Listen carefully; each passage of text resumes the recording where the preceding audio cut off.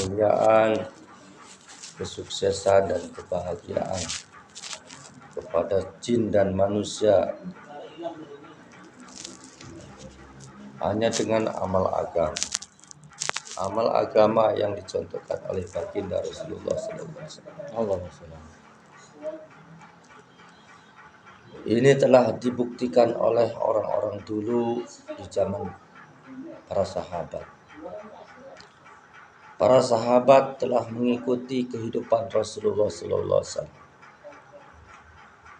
selama 23 tahun saja. Rasulullah menggembleng para sahabat. Tetapi para sahabat ini telah sukses, telah bisa mewujudkan agama dengan sempurna.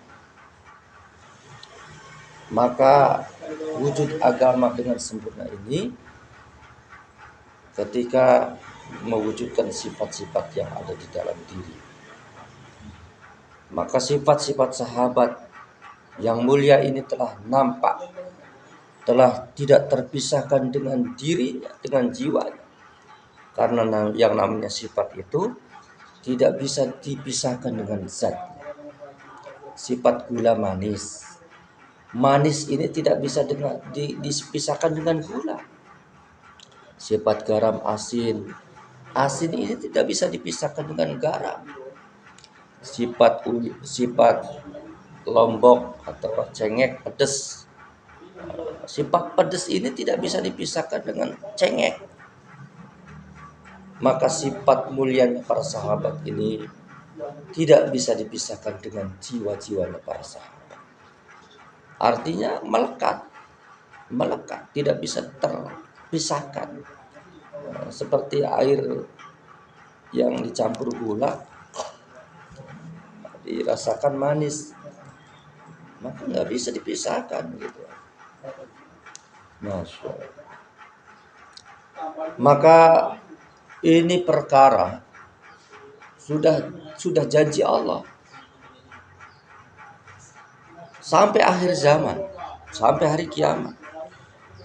Untuk manusia yang mana? Manusia yang memiliki sifat tersebut sebagaimana para sahabat, mereka pun akan dimuliakan oleh Allah Subhanahu wa taala. Akan disenangkan, dibahagiakan, akan disukseskan di dunianya yang sementara, juga di akhiratnya selama-lamanya. Masya Allah. Mana sifat-sifatnya para sahabat ini? Sifatnya para sahabat memiliki sifat yakin yang penuh kepada Allah Subhanahu wa taala. Sifat yang yakin kepada Allah Subhanahu wa taala yang tidak ada campurannya.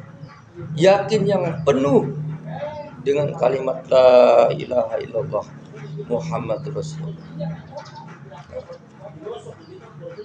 Sifat yakin kepada kalimat la ilaha illallah di dalam diri para sahabat itu tidak tercampur, tidak ada keraguan bahwasanya sang pencipta, sang pemelihara, sang pemberi rezeki adalah Allah. La ilaha illallah artinya tidak ada sang pencipta illallah kecuali Allah. Tidak ada sang pemelihara illallah kecuali Allah. Tidak ada sang pemberi rezeki illallah kecuali Allah. Ini makna daripada kalimat la ilaha illallah. La maujuda illallah. La ma'buda illallah. La ma'buda illallah. Maksud tujuannya apa? Maksud tujuannya kalimat la ilaha illallah ini mencabut keyakinan yang ada di dalam diri kita terhadap makhluk. Artinya mengeluarkan keyakinan yang ada di dalam hati kita yakin kepada makhluk, dan masukkan keyakinan hanya kepada Allah Subhanahu wa taala. Allah sang kuasa, sang pencipta, sang pemelihara.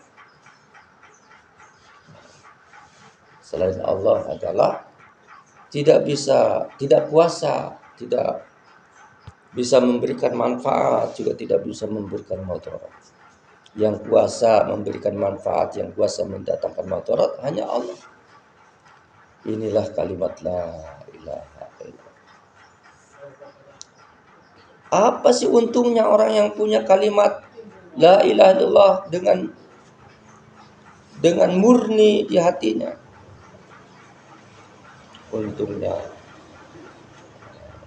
Untungnya itu ketika di akhir kalamnya. Ketahuannya nanti di akhir kalamnya, ketahuannya itu di akhir kalamnya, artinya meninggal dunia, di akhir kalamnya itu meninggal dunia. Berarti ini untuk perkara iman akan bisa diketahui wujud iman ada di dalam hati itu ketika di akhir kalamnya, di akhir hayatnya bisa mengucapkan kalimat la ilaha. Man kana akhiru kalamihi la ilaha illallah dakhala jannah. Kata Nabi, man kana akhiru kalami, barang siapa yang di akhir kalamnya, artinya menjelang kematian mengucapkan kalimat la ilaha illallah, pasti katanya pasti masuk surga. Jadi iman itu secara kesimpulannya adalah akhir kalamnya nanti. Akhir kalamnya bisa enggak mengucapkan kalimat la ilaha. Ini pembuktian yang terakhir. Pembuktian yang terakhir itu ketika akhir kalam. Masya Allah. Walaupun hari ini kita kelihatannya sudah taat, tapi Masya Allah, karena di akhir itu adalah ujian-ujian yang terberat. Ujian menghadapi daripada iblis laknatullah alaihi. Naudzubillah. Kemudian hadis Nabi juga mengatakan man mata wa huwa ya'lamu annahu la ilaha illallah dakhala jannah. Barang siapa yang meninggal dunia dan hatinya menyatakan, meyakini bahwa tidak ada yang berhak disembah selain daripada Allah, dakhala jannah, pasti masuk surga. Ketika meninggal dunia, ya berarti ini yang lebih dalam lagi. Hatinya meyakini bahwa sesembahan itu hanya Allah. Walaupun nampaknya mungkin mulutnya itu nggak bisa berkata-kata, tapi hatinya meyakini bahwa sesembahannya itu hanya Allah. Selain Allah itu bukan sesembahan. Tempat bergantung, tempat memohon, tempat meminta hanya Allah. Hatinya mungkin di antara kita ketika melihat ada orang yang sedang nazar, mulutnya itu nggak bisa berkata-kata, saking Masya Allah, berat. Tetapi di dalam hatinya orang tersebut punya keyakinan la ilaha illallah. Kata Nabi itu pun dakhala jannah. Kemudian Nabi mengatakan sekecil-kecilnya iman, Allah Subhanahu wa taala akan berikan surga kepada orang tersebut dengan luas surganya 10 kali lipat dunia. Masya Allah. Nah inilah iman. Iman letaknya dalam hati. Walaupun lisannya hari ini pandai orang berkata saya beriman, saya beriman, saya beramal, Masya Allah.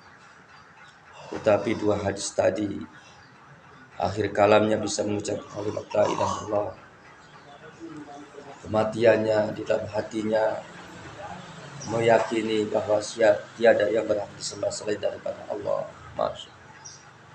Inilah tandanya orang ini sukses di hadapan Allah, karena suksesnya manusia itu ketika sudah masuk surga.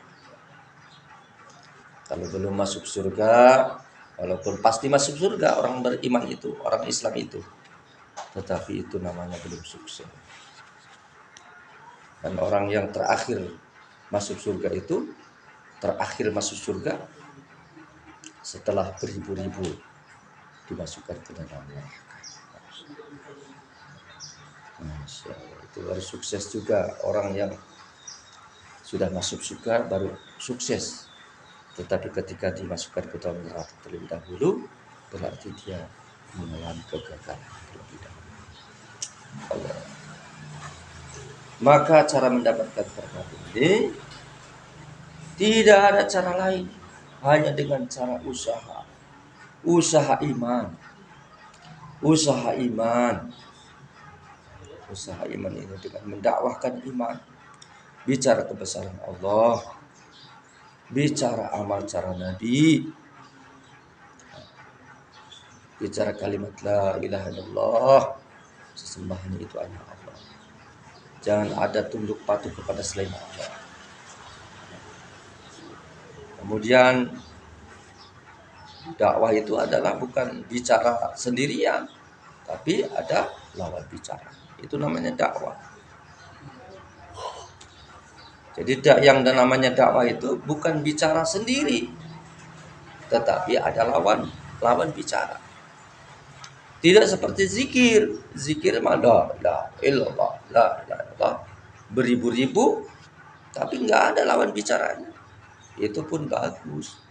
Tetapi yang lebih bagus lagi, dakwahkan la ilaha illallah, bicara kalimat la ilaha illallah, Allah, ya sesembahan hanya Allah, kepada orang yang ada orang lawan bicara. Maka disitulah baru dahsyatnya mendakwahkan kalimat la ilaha illallah ini. Sahabat dulu ditikam, siksa, ditindih batu. Nah, ini Masya Allah. Jadi usaha iman bicara la ilaha illallah di hadapan orang yang tidak percaya dengan kalimat la ilaha illallah. Itu lawannya. Maka akan timbul reaksi ketika orang bicara Allah, bicara la ilaha illallah di hadapan orang yang tidak percaya dengan itu, maka timbul reaksi.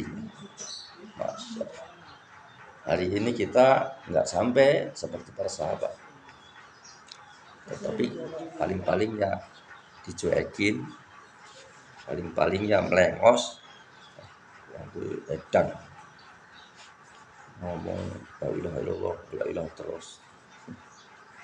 Masya Allah, itu pun Masya Allah berat.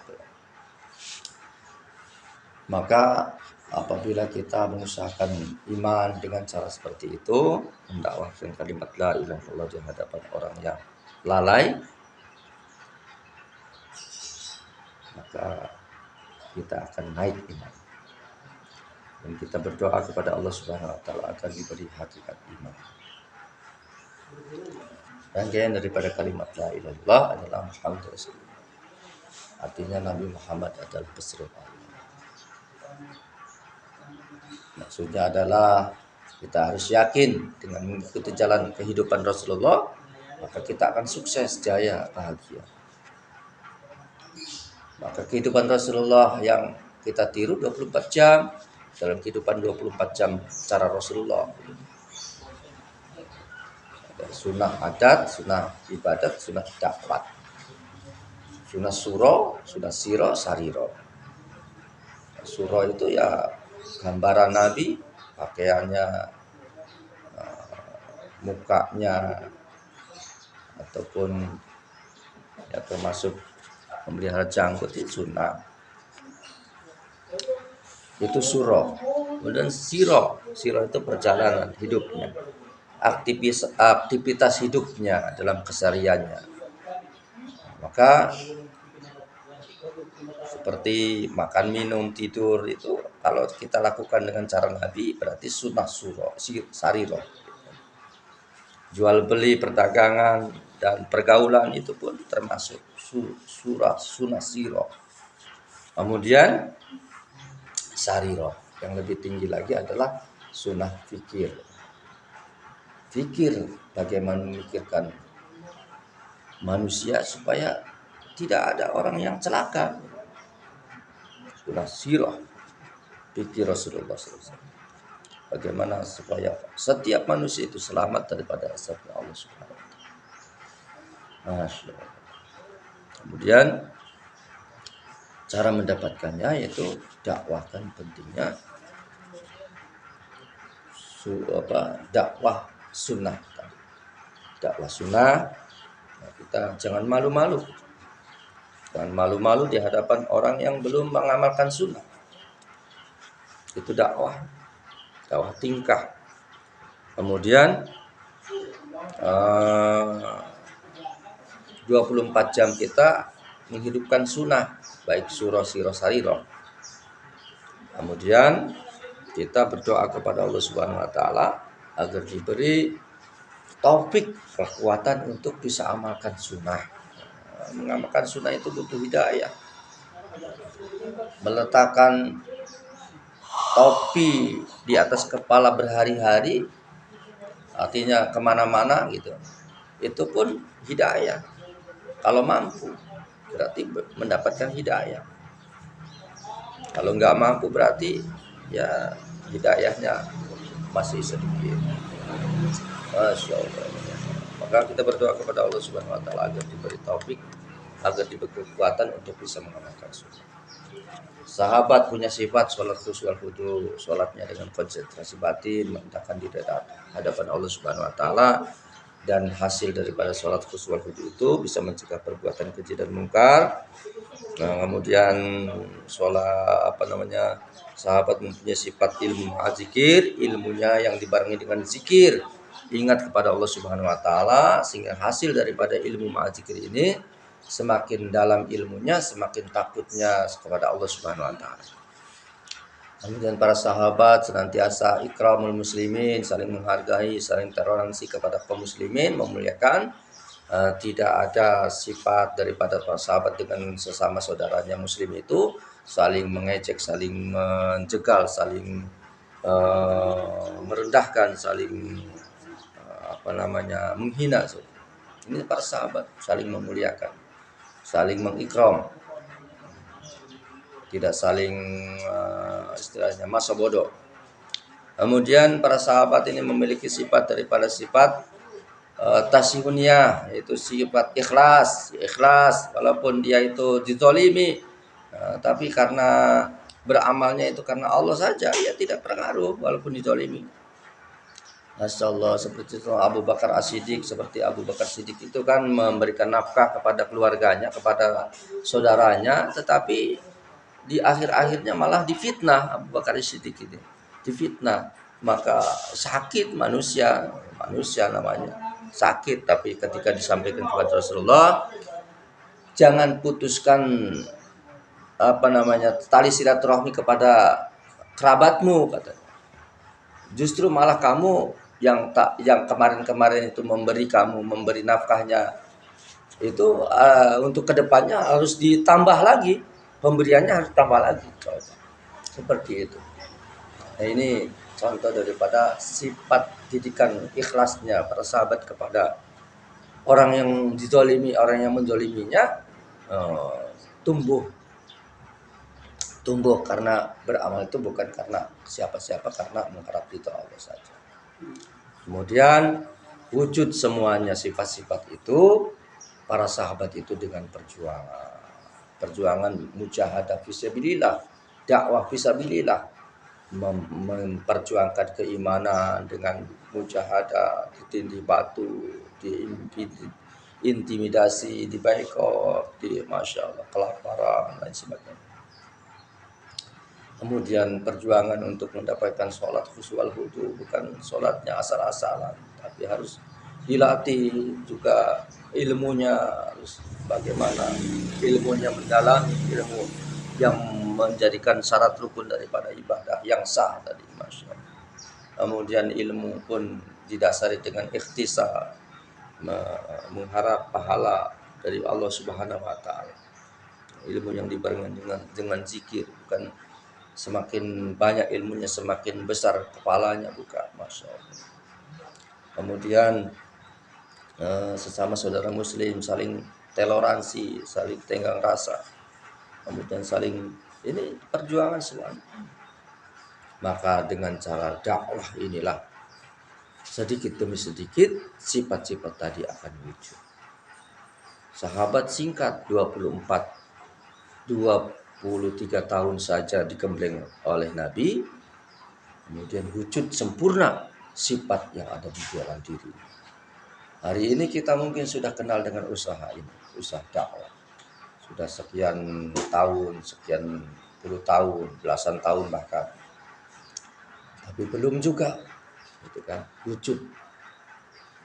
Belum juga wujud dengan maksimal. Tapi jangan pasif, tapi harus optimis.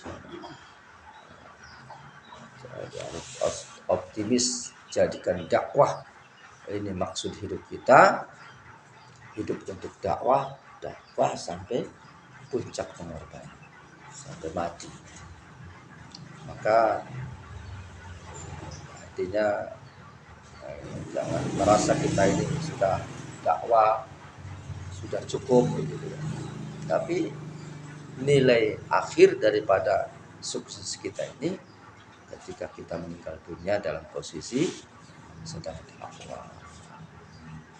Mudah-mudahan kita tergolong orang-orang yang disukseskan oleh Allah Subhanahu wa taala. Titik akhir daripada suksesnya kita ini ketika mati dalam keadaan sedang dakwah. Insya Allah. Maka kita latihannya 4 bulan setiap tahun. Insya Allah 4 bulan setiap tahun.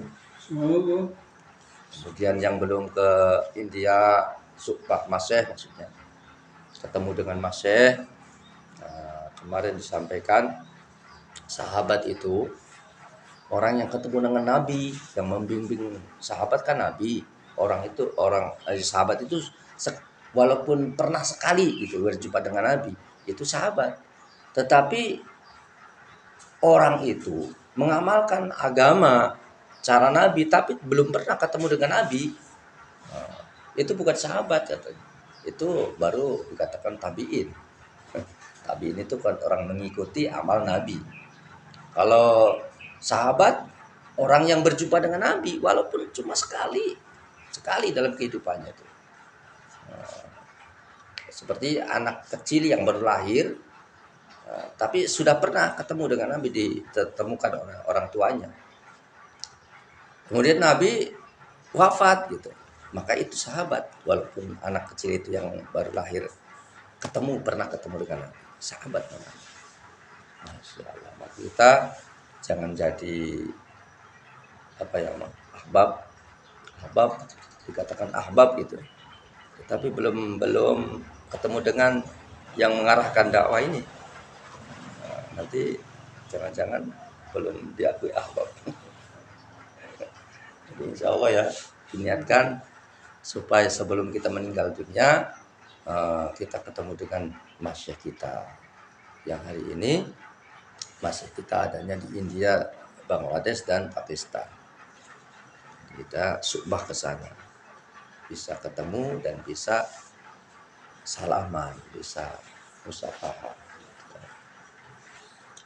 Baru kita nanti kalau sudah musafah dengan masyayikh baru diizinkan untuk dakwah ke daerah atau wilayah atau negeri-negeri kafir, mendakwakan kalimat la ilaha illallah kepada orang-orang yang belum punya kalimat la ilaha illallah. Niat amal insyaallah. Subhanakallahumma wa bihamdika asyhadu an la ilaha illa anta astaghfiruka wa atubu ilaik. Masyaallah.